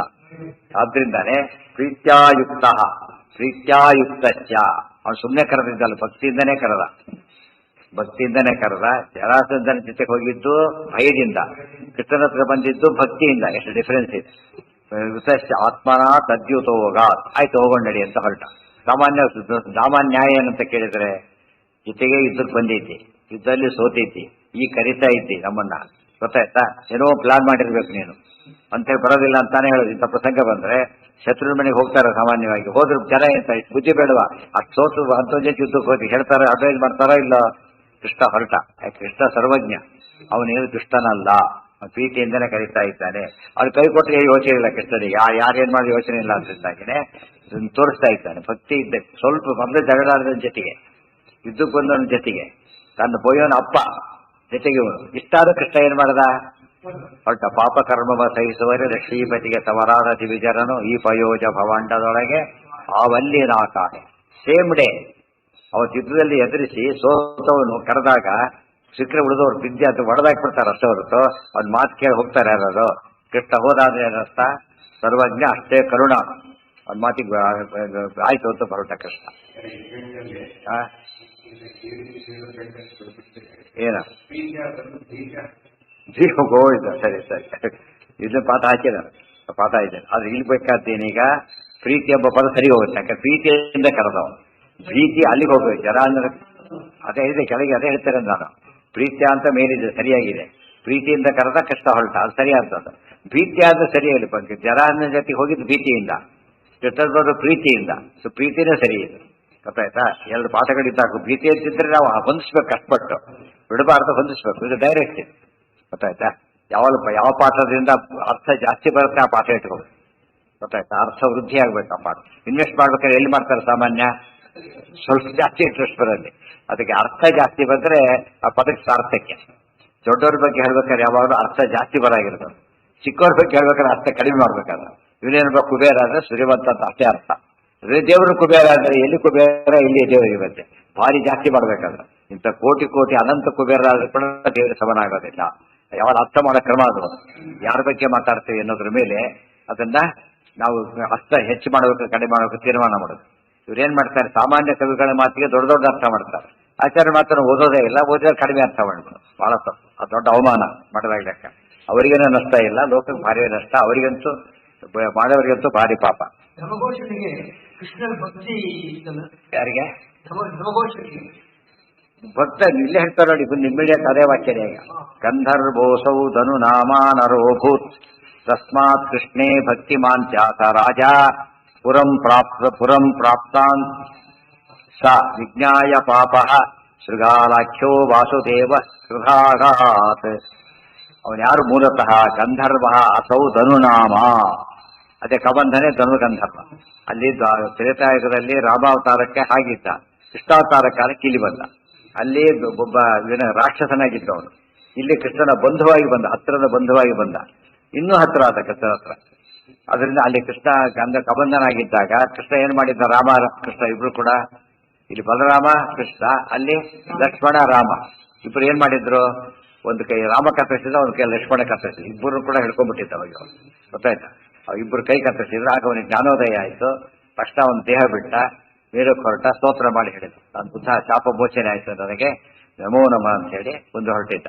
ಈಗ ಇಲ್ಲಿ ಬಂದ. ಅಂದ್ರೆ ಕಂಟಿನ್ಯೂ ಆಗುತ್ತೆ. ಜನ್ಮಾಂತರದ ಕಥೆ ನೋಡಿದಾಗ ಸಜ್ಜಂತ್ರ ನಾವು ರೆಸ್ಯೂಮ್ ನೋಡ್ತೀವಲ್ಲ ಆ ಟೈಪ್. ಬಯೋಡೇಟಾ ನೋಡಿದ್ರೆ ಹಾಗೆ ಬಯೋಡೇಟಾದಲ್ಲಿ ದೊಡ್ಡ ಸಾಮಾನ್ಯ ಬ್ರಿಲಿಯಂಟ್ ಇದ್ದಾನೆ ಹೇಗಿರ್ತಾನೆ, ಅವನ ಕೆರಿಯರ್ ಒಂದೇ ರೀತಿ ಇರುತ್ತೆ. ಸಾಮಾನ್ಯ ಒಂದು 5-10% ಜಾಸ್ತಿ ಇರುತ್ತೆ, ಹೆಚ್ಚು ವೇರಿಯೇಷನ್ ಇರೋದಿಲ್ಲ. ಸಡನ್ ವೇರಿಯೇಷನ್ ಇದ್ರೆ ಏನರ್ಥ, ಇದಕ್ಕಿಂತ ಬಾಡಿ ಕಡಿಮೆ ಮಾಡಿಸ್ಬಂದ್ರೆ ಪರೀಕ್ಷೆ ಕಾಲಕ್ಕೆ ಏನೋ ತೊಂದರೆ ಆಗಿರ್ಬೇಕು, ಅವನಿಗೆ ಸರಿಯಾಗಿ ಓದಿರಲಿಲ್ಲ ಅಂತ ಒಂದ್ಸತಿ 2 ಸತ್ತಾರ ಅನ್ಕೋತಾರೆ. ಥ್ರೋಟ್ ಆಗಿ ಅಕಸ್ಮಾತ್ ಎಲ್ಲದರಲ್ಲೂ ಕಡಿಮೆನೆ ಜಾಸ್ತಿ ಬಂದಿದೆ, ಎಲ್ಲ ಕಾಪಿ ಹೊಡೆದಿರ್ಬೇಕು ಅವರು ಅಂತ ಹೇಳ್ತಾರೆ. ಯಾಕೆ ಅವ್ರದ್ದು ನೇಚರಲ್ಲ, ಎದ್ದು ಸರಿ ಬಂದಿಲ್ಲ, ಏನೋ ಆಗಿದೆ. ಅದಕ್ಕೆ ಎಲ್ಲ ನೋಡ್ತಾರೆ, ಸಾಮಾನ್ಯ ಎಲ್ಲ ಎತ್ತಕ್ಕೆ ನೋಡ್ತಾರೆ, ಕನ್ಸಿಸ್ಟೆನ್ಸಿ ನೋಡ್ಲಿಕ್ಕೋಸ್ಕರ ಕನ್ಫರ್ಮ್ ಮಾಡ್ಕೊಳಕ್ ಹಾಗೆ ಮಾಡ್ತಾರೆ. ಇದು ಸಜ್ಜನರೆಲ್ಲ ಹಾಗೇನೆ, ಒಂದು ಕಾಲಕ್ಕೆ ವಿರೋಧಿಗಳಾಗಿದ್ದು ಕೂಡ ಮುಂದೆ ಏನಾಗ್ಬಿಡ್ತಾರೆ ಅವರೆಲ್ಲ ಎಲ್ಲ ಅನುಕೂಲಗಳಾಗ್ಬಿಡ್ತಾರೆ. ನರೋಹು ತಸ್ಮಾತ್ ಕೃಷ್ಣೇ ಭಕ್ತಿಮಾನ್ ಚಾಸ ರಾಜ. ಆದ್ರಿಂದಾನೆ ಕೃಷ್ಣನಲ್ಲಿ ಏನಾಗಿದ್ದವನು ಭಕ್ತಿಯನ್ನು ಹೊಂದಿದವನಾಗಿದ್ದ. ಪುರಂ ಪ್ರಾಪ್ತಾನ್ ಸ ವಿಜ್ಞಾಯ ಪಾಪ ಶೃಗಾಲಾಖ್ಯ ವಾಸುದೇವ ವೃಥಾ ಅಗಾತ್.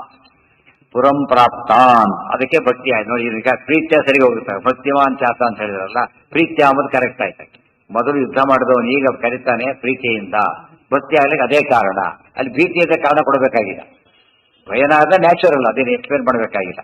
ಇಷ್ಟೊತ್ತು ಎದುರಿನಿಂದಗಳು ಯುದ್ಧ ಮಾಡಿದವನಿಗೆ ಕರೀತಾನೆ ಅಂತ ಕೇಳಿದ್ರೆ ಅದು ಪ್ರೀತಿ ಆಗ್ಬೇಕೆ ಹೊರತು ಇದಾಗಲಿಕ್ಕೆ ಸಾಧ್ಯ ಇಲ್ಲ.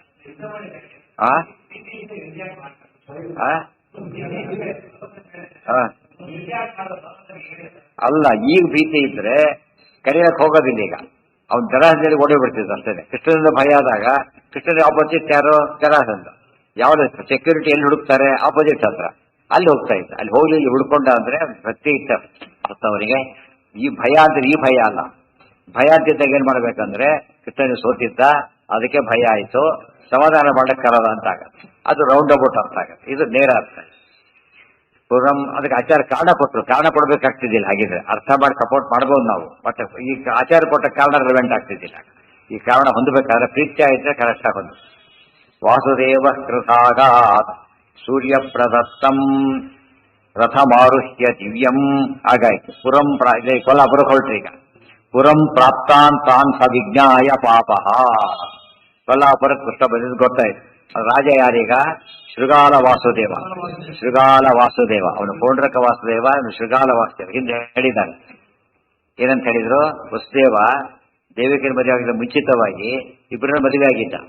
ಕಾಶಿರಾಜನ ಮಗಳು ಒಬ್ಳು, ಇವು ಕರವೀರ ರಾಜನ ಮಗಳು ಒಬ್ಳು. ಅಲ್ಲಿ ಹುಟ್ಟಿದ್ದು ಪೌಂಡ್ರಕ ವಾಸುದೇವ, ಇಲ್ಲಿ ಹುಟ್ಟಿದ್ದು ಶೃಗಾಲ ವಾಸುದೇವ. ವಸುದೇವನ ಮಕ್ಕಳಾಗಿದ್ದಕ್ಕೆ ವಾಸುದೇವ ಅಂತ ಹೆಸರು. ವಾಸುದೇವ ಅಂತ ಹೆಸರು ಬರ್ಲಿಕ್ಕೆ ಕಾರಣ ವಸುದೇವನ ಮಗನಾಗಿದ್ದಕ್ಕೆ. ಕೃಷ್ಣನೇ ವಾಸುದೇವ ಹೆಸರು ಬರ್ಲಿಕ್ಕೆ ಕಾರಣ ಮಗನಾಗಿದ್ದು ಸುಮ್ಮನೆ ಕಾರಣ ಅಷ್ಟೇ. ನಿಜವಾದ ಕಾರಣ ವಾಸನಾದ್ ವಾಸುದೇವೋಸಿ ವಾಸಿದಂತೆ ಜಗತ್ರಯ.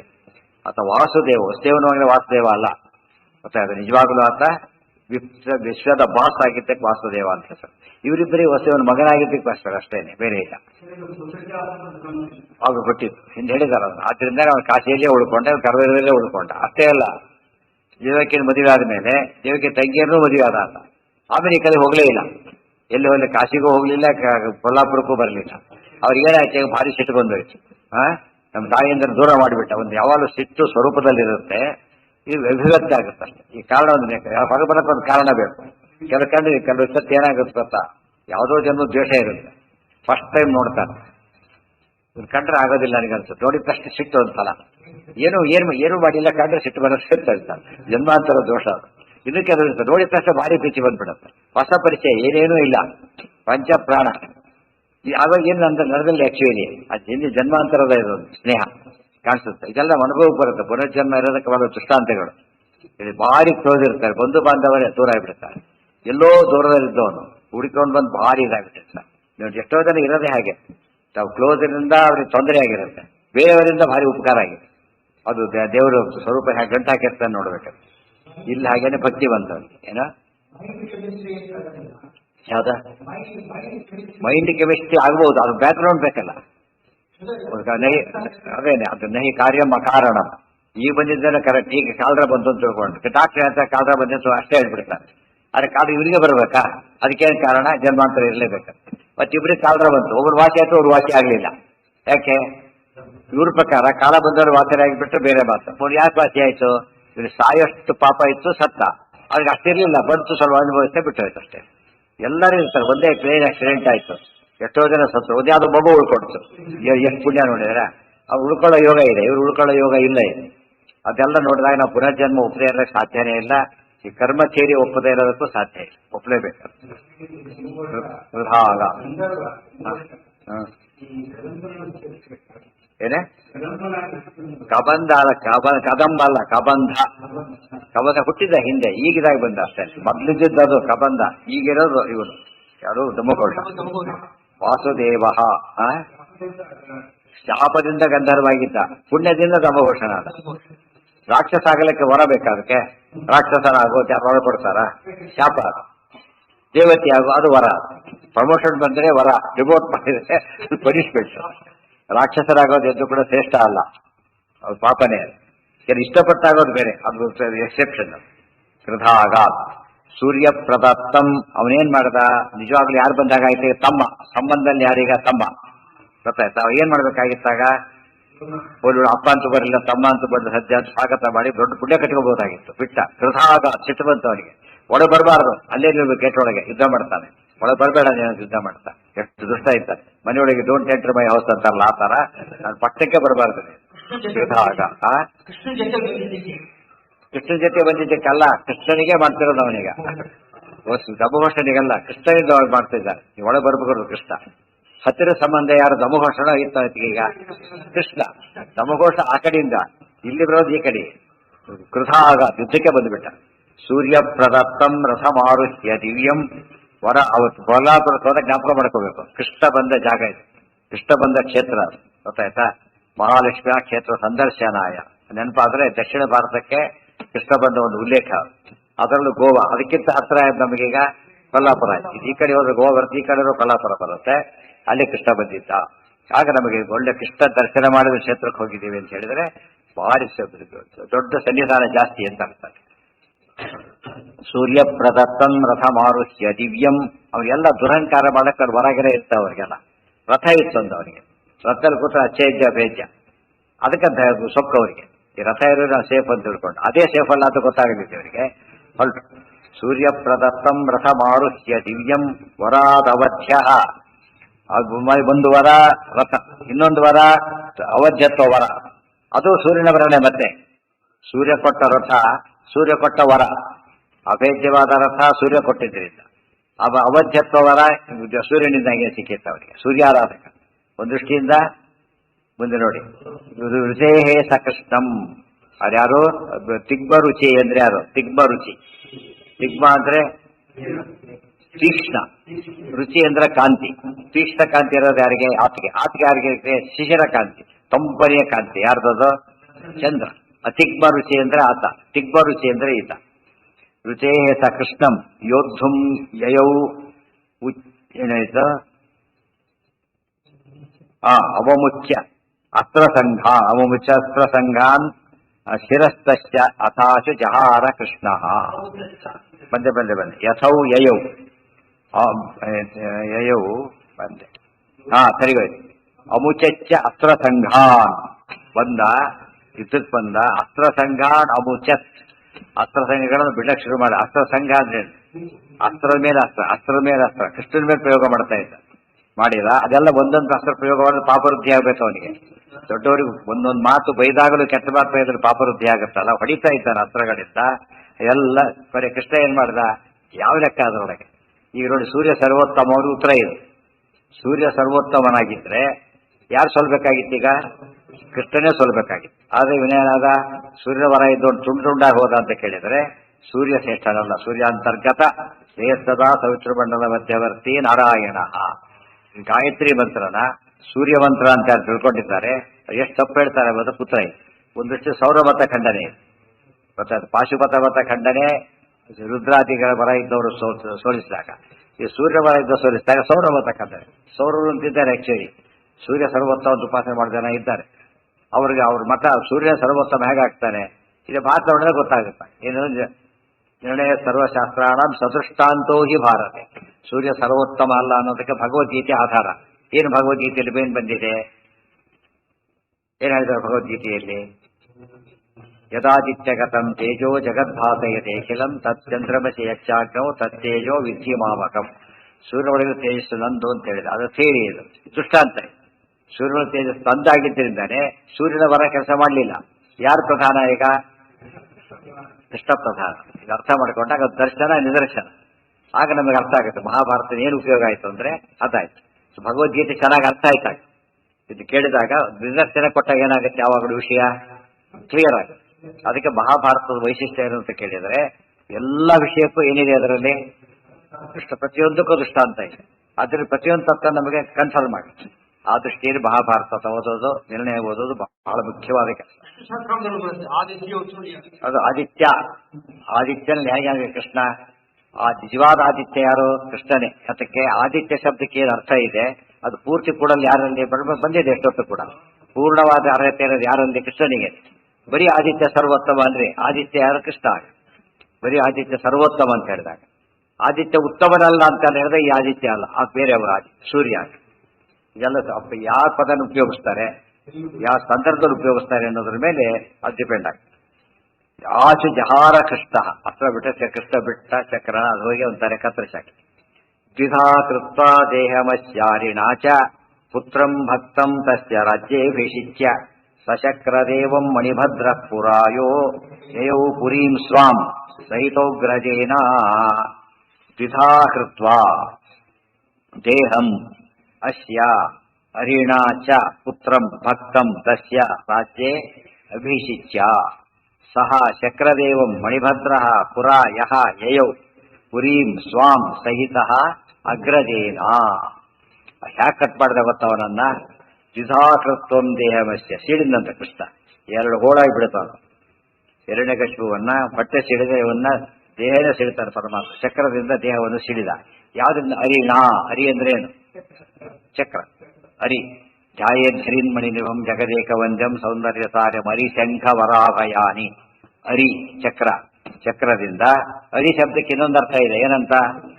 ಶತ್ರು ಅಂತ ಅರ್ಥ ಮಾಡಬಾರ್ದು. ಹರಿಣಾಚ ಪುತ್ರಂ ಭಕ್ತಂ ತಸ್ಯ ರಾಜ್ಯೇಭಿಷಿಚ್ಯ. ಅವನನ್ನ ಎರಡು ಹೋಡಾಗಿ ಸಿಡಿಬಿಟ್ಟು ಅವನ ಮಗ ಇದ್ದಾನೆ ನೋಡಿ. ಮಗ ಎಂಥವನೀಗ? ತನ್ನ ತಂದೆ ವಾಪಸ್ ನೋಡಕ್ ಬರಲಿಲ್ಲ ಅಂತೇಳಿ ತಂದೆ ಮೇಲೆ ಸಿಟ್ಟು, ಇವನ ಮೇಲೆ ಸಿಟ್ಟು. ಈಗ ತಂದೆನ ಕೊಂದಿದ್ದಾನೆ ಕೃಷ್ಣ. ಆಮೇಲೆ ಭಕ್ತಿ ಇವನಿಗೆ. ಎಷ್ಟು ಎಷ್ಟು ವ್ಯತ್ಯಾಸ ಇದೆ ನೋಡಿ, ಗೊತ್ತಾಯ್ತಾ? ತಂದೆ ಬರಲಿಲ್ಲ ಎಂಬ ಕಾರಣಕ್ಕೇನೆ ತಂದೆ ದ್ವೇಷ ಮಾಡೋ ಅವನಲ್ಲಿ ಶೃಗಾಲ ವಾಸುದೇವ. ಇಲ್ಲಿ ಶೃಗಾಲ ವಾಸುದೇವನ ಮಗ ಎಂಥವನು ಅಂದ್ರೆ ತಂದೆಯನ್ನು ಕೃಷ್ಣ ಕೊಂದಿದ್ದಾನೆ, ತನ್ನ ಎದುರಿಗೆ ಕೊಂದಿದ್ದಾನೆ. ಅವ್ನ ದ್ವೇಷ ಬರಲಿಲ್ಲ ಅವನಲ್ಲಿ. ಏನು ಬಂತು? ಪ್ರಹ್ಲಾದನಿಗೆ ಹಾಗೆ ಆಯ್ತು. ಪ್ರಹ್ಲಾದ ಅಪ್ಪನ ಕೊಂದಿದ್ದಾನೆ, ಆತ ಸ್ತೋತ್ರ ಮಾಡ್ತಾನೆ ನಿಂತ್ಕೊಂಡಿದ್ದಾನೆ. ಸ್ವರೂಪ ಹೇಗಿದೆ ಲೆಕ್ಕ ಹಾಕ್ಬೋದು. ಸ್ವರೂಪತಃ ಯೋಗ್ಯರಾಗಿದ್ರೆ ಯಾವ ಕಾರಣಕ್ಕೂ ಏನ್ ಬರೋದಿಲ್ಲ, ಅವರಿಗೆ ದ್ವೇಷ ಬರೋದಿಲ್ಲ. ಸ್ವರೂಪತಃ ಯೋಗ್ಯರಾಗಿ ಎಷ್ಟು ಒಳ್ಳೇದು ಮಾಡಿದ್ರು ಸಿಟ್ಟು ಜಾಸ್ತಿ ಮಾಡ್ಕೊತಾರೆ. ಒಳ್ಳೇದು ಮಾಡಿದ್ರೆ ಏನೋ ಒಂದು ಕುತಂತ್ರ ಅಷ್ಟೇ, ಅದು ಬೈತಿರ್ತಾನೆ ಮತ್ತೆ. ಅರ್ಥ ಆಯ್ತಾ? ಏನಾದ್ರೂ ಆಗಲಿ ಒಳ್ಳೆ ಮನಸ್ಸು ಬರಲ್ಲ ಅವ್ರಿಗೆ. ಇವ್ರು ಏನಾದ್ರೂ ಕೆಟ್ಟ ಮನಸ್ಸು ಅವ್ರಿಗೆ ಬರೋದಿಲ್ಲ. ಭಕ್ತಂ ತಶ್ಚ ರಾಜ್ಯೇಭಿಷಿಚ್ಯ. ಅವನ ಮಗನಿಗೆ ಪಟ್ಟಾಭಿಷೇಕವನ್ನು ಮಾಡಿದ. ಅವನ ಹೆಸರೇನು? ಶಕ್ರದೇವ ಅಂತ. ಶಕ್ರದೇವ. ಮಣಿಭದ್ರ ಪುರಾಯೋ. ಅವನು ಯಾರು ಅಂದ್ರೆ ಮಣಿಭದ್ರ ಅಂತ ಅವನ ಸ್ವರೂಪ. ಕುಬೇರನ ಮಗ ಅವನು. ಮಣಿಭದ್ರ ಕುಬೇರನ ಮಗ. ಅವರಿದ್ರಲ್ಲ ಯಾರವರು? ನಳಕೂಬರ ಮಣಿಗ್ರೀವ. ಇನ್ನೊಬ್ಬ ಮಗ ಇವನು, ಅವರಲ್ಲ ಬೇರೆ. ಪುರಾಯೋ ಯಯೌ ಪುರೀಂ ಸ್ವಾಂ ಸಹಿತೋಗ್. ಮೂಲ ರೂಪದಲ್ಲಿ ಮಣಿಭದ್ರ ಅಂತ ಹೆಸರು. ಅವನಿಗೆ ಪಟ್ಟಾಭಿಷೇಕ ಮಾಡಿದ ಕೃಷ್ಣ. ಈ ನಮ್ಗೆ ಅರ್ಥ ಆಗುತ್ತೆ. ಕೃಷ್ಣ ಯಾವ್ಯಾವ ದುಷ್ಟರನ್ನು ಕೊಲ್ತಾ ಇದ್ದ ಅವ್ರ ಮಕ್ಕಳಿಂದ ರಾಜ್ಯನ ಮಾಡ್ತಾ ಇದ್ದ. ಕಂಸನ ಕೊಂದು ಅವ್ರ ಅಪ್ಪನ ಮಾಡಿದ ಅಷ್ಟೇ, ಮಗನ್ ಮಾಡಿದ ಅಪ್ಪನ ಮಾಡಿದ. ಇಲ್ಲಿ ಬಂದಾಗ ಏನಾಯ್ತು? ನರಕಾಸುರನ್ನು ಕೊಂತಾನೆ ಮುಂದೆ, ಅವ್ರ ಮಗನ ರಾಜನ್ ಮಾಡ್ತಾನೆ. ಇವನು ಕೊಂದ, ಮಗನ್ ರಾಜನ್ ಮಾಡ್ದ.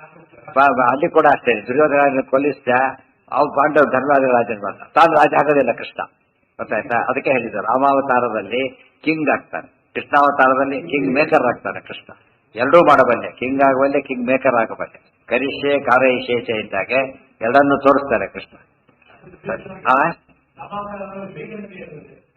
ಅದೇ ಹೇಳಿದ್ದಾಗ ಅಲ್ಲಿ ಪಟ್ಟ ಏನ್ ಮಾಡ್ದ ಅಲ್ಲೀಗ? ಅಲ್ಲಿ ಮಾಡ್ತಾ ಮೊದ್ಲು ತಾನು ಮೂಲ ರಾಜ, ಅವ್ರನ್ನೆಲ್ಲ ಮಾಡ್ತಾ ಹೋದ. ಇಲ್ಲಿ ಹಾಗಲ್ಲ, ಮೂಲ ರಾಜ ಆಗ್ಲೇ ಇಲ್ಲ ಕೃಷ್ಣ. ಇಲ್ಲಿ ರಾಜನೇ ಆಗ್ಲಿಲ್ಲ ಕೃಷ್ಣ. ಇದೇನ್ ಮಾಡ್ದ? ಬರೀ ರಾಜನ ಮಾಡ್ತಾನೆ ಹೊರಟುಬಿಟ್ಟ. ಅದು ಎರಡೂ ಆದ. ಅದು ಇಲ್ಲಿ ಪ್ರಧಾನವಾಗಿ ತಾನು ರಾಮರಾಜ್ಯ ಅನ್ಸುತ್ತೆ ರಾಯಚೂರು ಹೆಸರು ಬರಲಿಲ್ಲ. ಇಲ್ಲಾದ್ರೆ ಏನಾಯ್ತು? ಈಗ ಅವರ ಹೆಸರು ಕೊಡ್ತಾ ತಾನು ಹಿಂದಿದ್ದಾರೆ. ಇದು ಎರಡನ್ನೂ ಮಾಡ್ತಾರೆ. ಅದು ವಿಶೇಷವಾದ ಹಿರಿಮೆ. ಅದಕ್ಕೆ ಹೇಳ್ತಾರೆ ತಾನು ಒಂದು ಸಾಧನೆ ಮಾಡ್ಬೇಕಾದ್ರೆ ನಮಗೇನು ದರ್ಶನ ತೋರಿಸ್ತಾರೆ ಅಂದ್ರೆ, ಅಚೀವ್ ಮಾಡ್ಕೊಂಡು ನೀವು ಮಾಡಿ, let others achieve, let others to achieve. ಉಳಿದವ್ರಿಗೆ ಅವಕಾಶ ಕೊಡಿ ಅಂತ. ಸಾಧನೆ ಮಾಡ್ಲಿಕ್ಕೆ ಹೋದ್ರೆ ಏನಾಗುತ್ತೆ? ಎಲ್ಲದನ್ನು ಸ್ವಾರ್ಥ ಆಗುತ್ತೆ. ಉಳಿದವ್ರಿಗೆ ಅವಕಾಶ ಇರ್ತಾ ಹೋಗ್ಬಿಟ್ಟಾಗ ಬೆಳೆದಕ್ಕೆ ಆಗೋದಿಲ್ಲ. ಅದು ಬೆಳಿಬೇಕು. ಜರಾಸಂಧ ಹೋದಾಗ ಹಾ ಅವಳ ಮಕ್ಕಳು ಯಾರು ಕೃಷ್ಣ ಭಕ್ತ ಆಗಿರ್ತಾರೆ. ಜರಾಸಂಧ ಹೋದಾಗ ಮರಣ ಮುಂದೆ ಕೇಳಿಲ್ಲ ನೀವು, ಸಹದೇವ ಇದ್ದಾರ ಅವ್ರ ಮಗ ಪಟ್ಟ ಕಟ್ಟಲಿಲ್ಲ, ಅವರೇ ಪಟ್ಟ ಕಟ್ತಾರೆ ಮತ್ತೆ. ಹೀಗಾಗಿ ಕೃಷ್ಣ ಎಲ್ಲೋದ್ರು ಹಾಗೆ ಮಾಡೋದು. ಅವ್ರು ಕೊಲ್ಲೋದು, ದುಷ್ಟನ್ನು ಕೊಲ್ಲೋದು, ಮಕ್ಕಳೇ ರಾಜ್ಯ ಕೊಡೋದು. ಆದ್ರೆ ಅಯೋಗ್ಯರಾದ್ರೆ ಅವ್ರಿಗೂ ಇಲ್ಲ, ಅವ್ರನ್ನ ಇಬ್ಬರು ಕೊಂದಾಗ್ತಾ ಇತ್ತು. ಇವೊಂದು ಪೌಂಡ್ರಕ್ಕೆ ವಾಸ್ತವ ಇರ್ತಾರೆ, ಅವ್ರ ಮಕ್ಕಳಿಗೆ ಮಾಡೋದಿಲ್ಲ. ಮಗ ಅವ್ರೆಲ್ಲ ಎಂಟೈರ್ ಫ್ಯಾಮಿಲಿ ಅಯೋಗ್ಯರಾದ್ರಿಂದ ಅದು ಪಟ್ಟಾಭಿಷೇಕ ಮಾಡಲ್ಲ, ಗೊತ್ತಾಯ್ತು, ಬೇರೆಯವ್ರು ನೇಮಿಸ್ತಾರೆ, ಅವ್ರು ಯಾರು ಇಲ್ಲ. ಹಾ ಯಾರ್ದು ಆ ಶಾಪ ಸತ್ಯ ಮಾಡ್ತಾನೆ ಅವ್ರ ಶಾಪನ ಸುಳ್ಳು ಮಾಡಬಾರ್ದು, ಸತ್ಯ ಮಾಡ್ತಾರೆ. ಆ ಮೂಲಕ ಈ ರೀತಿಯಾಗಿ ತನ್ನ ಪರಾಕ್ರಮ ತೋರಿಸ್ತ. ಇಷ್ಟು ರಾಜ್ಯನೇ ಇಲ್ಲ ಅಂತ ಆಗಬಾರ್ದು. ರಾಜ್ಯ ಕೊಡಿಸೋನೇ ರಾಜ್ಯ ಇಲ್ವಾ, ಕೈ ಮುತ್ತೆ ಸಿದ್ಧ. ಅಪಾಯಿಂಟ್ಮೆಂಟ್ ಆರ್ಡರ್ ಕೊಡ್ತಾರೆ ಅಂತ ಹೇಳಿದಾಗ ಅವ್ರ ಮಾತಿಗೆ ತಕ್ಷಣ ಕೊಟ್ಟು ಎಷ್ಟು ಕೆಪಾಸಿಟಿ ಇರಬೇಕು ಅದು ತೋರಿಸ್ತಾರೆ. ಬಾನ ಮಾಡಿದಾಗೂ ಆಯ್ತು, ತನ್ನ ಸಾಮರ್ಥ್ಯ ತೋರಿಸಿದಾಗೂ ಆಯ್ತು. ಅದು ವಿಶೇಷ ಅನುಗ್ರಹ. ದೇಹಮಶ್ಚ ಹರಿಣಾಚ ಪುತ್ರಂ ಭಕ್ತಂ ತಸ್ಯ ರಾಜ್ಯೇ ಅಭಿಷಿಚ್ಯ ಸಚಕ್ರದೇವಂ ಮಣಿಭದ್ರ ಪುರಾಯೋ ಯಯೌ ಪುರೀಂ ಸ್ವಾಂ ಸಹಿತ ಅಗ್ರಜೇನ. ಇಷ್ಟು ಮಾಡಿ ಅಣ್ಣನ ಸಮೇತ, ಅದು ಬಲರಾಮನ ಸಮೇತನೇ ಬಂದಿದ್ದೀಗ, ಬಲರಾಮನ ಸಮೇತ ಹೊರಟುಬಿಟ್ಟು. ನೀತಿಂ ಬಲಿಷ್ಠಸ್ಯ ವಿಹಾಯ ಸೇನಾಂ ದೂರಾದ್ಯುದ್ಧಂ ದರ್ಶಯಿತ್ವೈವ ಗುಪ್ತೈ ಸ್ವಸೇನಾಯ ಸರ್ವಪೂರ್ಣಾತ್ಮಶಕ್ತಿ ಪುನಃ ಪುರೀಂ ಪ್ರಾಪ್ಯ ಸುಪೂಜಿತೋ ವಸತ್. ನೀತಿಂ ಬಲಿಷ್ಠಸ್ಯ ವಿಹಾಯ ಸೇನಾಂ. ಒಟ್ಟಿನ ಮೇಲೆ ಕೃಷ್ಣ ಏನ್ ತೋರಿಸಿ ಆರಂಭದಲ್ಲಿ ಹೇಳಿದ್ದು. ಕೃಷ್ಣ ಜರಾಸಂಧ ಆಕ್ರಮಣ ಮಾಡ್ತಿರ್ಲಿಕ್ಕೆ ಏನ್ ಮಾಡ್ದ? ಬೇಡ ಯಾಕೆ ಏನ ಸರಿ ದ್ವಿಧಾಕೃತ್ವ ದೇಹ ಮಶ್ಚಾರಿಣಾಚ. ಇಲ್ಲೇನಾಯ್ತು? ನೀತಿಂ ಕೃಷ್ಣ ಯಾತಕ್ ಬಿಟ್ಟು ಹೋದ ಮಧುರೆಯನ್ನ, ಯಾತಕ್ ಗೋವಂತ ಕೊಡೋದ ಅಂತ ಕೇಳಿದ್ರೆ, ಲೋಕರೀತಿ ತನಗೆ ಭಯ ಇತ್ಯಾದಿ ಏನೂ ಇಲ್ಲ, ಲೋಕರೀತಿ ತೋರಿಸ್ಬೇಕಾಗಿತ್ತು. ಏನದು? ನೀತಿಂ ಬಲಿಷ್ಠಸ್ಯ ವಿಹಾಯ ಸೇನಾ. ಬಲಿಷ್ಠನಾದ ಯುದ್ಧಕ್ಕೆ ಬಂದಾಗ ಅಲ್ಲೇ ಯುದ್ಧ ಮಾಡಬಾರದು. ಯಾಕೆ ಮಾಡಬಾರದು ಅಂತ ಕೇಳಿದ್ರೆ, ಪಟ್ಟ ಹಾಳು ಮಾಡ್ತಾರ, ಹುಡುಗವ್ರಿಗೆ ಪ್ರಾಬ್ಲಮ್ ಆಗುತ್ತೆ. ಹೊರಗೆ ಬಂದ್ಬಿಟ್ರೆ ಏನಾಯ್ತು? ಈಗ ಅದು ಸೇಫ್ ಆಯ್ತು, ಈ ಕಡೆ ಬಂದ್ಬಿಟ್ಟು ಅವನು, ಅವ್ರು ಸೇಫ್ ಆದ್ರೂ ಇವನ್ನೆಲ್ಲ ಕಳ್ಕೊಂಡು ಹೋದ ಈ ಕಡೆ. ಅದು ಯುಕ್ತಿ, ಅದು ರಾಜ ತಂತ್ರಗಾರಿಕೆ ಅಂತ ಕರೀತಾರೆ. ಕುತಂತ್ರ ಬೇರೆ, ತಂತ್ರ ಬೇರೆ, ತಂತ್ರಗಾರಿಕೆ ಬೇರೆ. ಕೃಷ್ಣ ಈ ತಂತ್ರವನ್ನು ಮಾಡಿ ಜಗತ್ತಿಗೆ ಸಂದೇಶವನ್ನು ಕೊಡ್ತಾನೆ. ದೊಡ್ಡವರು ಎದುರಾಕೊಳ್ಳೋಕೆ ಹೋಗಬಾರ್ದು. ಒಳ್ಳೆಯವರಾದ್ರಂತೂ ಸರ್ವತಾ ಎದುರಾಕೋಬಾರ್ದು. ದುಷ್ಟರಾಗಿದ್ದಾಗ ಬಹಳ ಕೇರ್ಫುಲ್ ಆಗಿ ಹ್ಯಾಂಡಲ್ ಮಾಡಬೇಕು. ತನ್ನವರಿಗೆ ತೊಂದರೆ ಆಗಬಾರ್ದು. ಅಲ್ಲಿ ಇಲ್ಲೇ ಯುದ್ಧ ಮಾಡಿದ್ರೆ ಊರನ್ನ ಹಾಳು ಮಾಡ್ತಾನೆ ಅವನು, ದೇಶ ತೊಂದರೆ ಕೊಡ್ತಾನೆ. ರಕ್ಷಣೆ ಮಾಡೋಕೆ ಕೃಷ್ಣ ತನಗೆ ಬರುತ್ತೆ, ಉಳಿದವರಿಗೆ ಬರುತ್ತೆ. ಅದು ಕೃಷ್ಣನಿಗೆ ಭಯ ಅಲ್ಲ, ಅದು ಉಳಿದವರಿಗೆ ನಿಮಗೆ ಕಷ್ಟ ಬರುತ್ತೆ, ಈ ರೀತಿ ಮಾಡಿ ಅಂತ ಹೇಳ್ತಾರೆ. ತಕ್ಷಣ ಈ ಕಡೆಗೆ ಬಂದ, ಅವರೆಲ್ಲ ಸೋಲಿಸ್ತಾ ಹೊರಟು. ನಮ್ಮ ಕಡೆ ಏನೂ ಆಗಲಿಲ್ಲ, ಅವ್ರ ಉದ್ದೇಶ ಪೂರ್ತಿ ಫೇಲ್ ಆಗೋಯ್ತು. ಇವ್ರ ಕಡೆ 4 ಜನ ಸತ್ರು, ಅವ್ರ ಕಡೆ 4 ಜನ ಸತ್ರು ಇಲ್ಲ, ಒಬ್ಬರು ಸಾಯ್ಲಿಲ್ಲ ಗುಂಪಿನಲ್ಲಿ. ಅವ್ರ ಕಡೆಗೆ ಎಲ್ಲ ಹೋಯ್ತು. ಇದು ಕೃಷ್ಣನ ವಿಶೇಷ ಇದು ಮಾಡಿ ಅಂತ ಹೇಳ್ತಾನೆ ಅವಾಗ. ಯಾವ್ದು? ಇಬ್ರೆ ಯಾರು ಸೈನ್ಯ ಇವರೇ ಬಂದಿದ್ದು, ಸೈನ್ಯ ತಂದೆ ಹೊಡ್ಕೊಂಡು ಬಂದ್ರು ಅಷ್ಟೇ, ಇಬ್ಬರೇ ಬಂದಿತ್ತು. ಇಬ್ಬರೇ ಎಲ್ಲ ಕತೆ ಮುಗಿಸಿದ್ರು. ಸಹಿತ ಇನ್ನೊಂದು ಕಾರಣ ಗೊತ್ತಾಯ್ತು. ಈಗ ಇನ್ನೊಂದು ಕಾರಣ ಸೇರಿಸಬೇಕು ನಾವೀಗ. ಯಾವ್ದು ಆಚಾರ್ಯ ಹೇಳಿದ್ರಿಂದ ಏನದು? ಓಡಿ ಬಂದಿದ್ದು ಉದ್ದೇಶ ಏನೀಗ? ಒಂದು ನೀತಿ ತೋರಿಸಿದ. ಇನ್ನೊಂದೇನಾಯ್ತು? ಕೊಲ್ಲಾಪುರಕ್ಕೆ ಅವನು ಕೊಂದು ಬಂದಾಗ ಅಕ್ಷತೆ ಇದು ಎಕ್ಸ್ಟ್ರಾ ಕೆಲಸ ಆಯ್ತು. ಇದೊಂದು ದಾರಿಯಿಂದ ಹೋಗ್ತಾ ಇದೊಂದು ಕೆಲಸ ಮುಗಿಸೋ ಬರ್ತಾರಲ್ಲ ಹಾಗೆ. ಅದಕ್ಕೇನಂತಾರೆ? ಯೋಗ ಕರ್ಮಸು ಕೌಶಲ. ಅಲ್ಲಿ ಒಂದು 20 ಸತ್ತು ಹೋದ ಬಂದ, ತಲೆ ಕೆಟ್ಟೋಯ್ತು ರೆಡಿ ಅಂತೆ. ಒಂದ್ಸತ್ ಮುಗಿಸೋ ಬರೋದು ಎಷ್ಟೋ ಕೆಲಸನ. ಒಂದು ಹಾಕಿದ್ ಬೆಳೆದ್ ಮತ್ತೆ ಹೋದ, ತಲೆ ಇವ್ರಿಗೂ ತಲೆ ಕೆಡುತ್ತ, ಅವ್ರಿಗೂ ತಲೆ ಕೆಡುತ್ತೆ. ಹೋದಾಗ ಏನ್ ಮಾಡ್ಬೇಕಾಗ?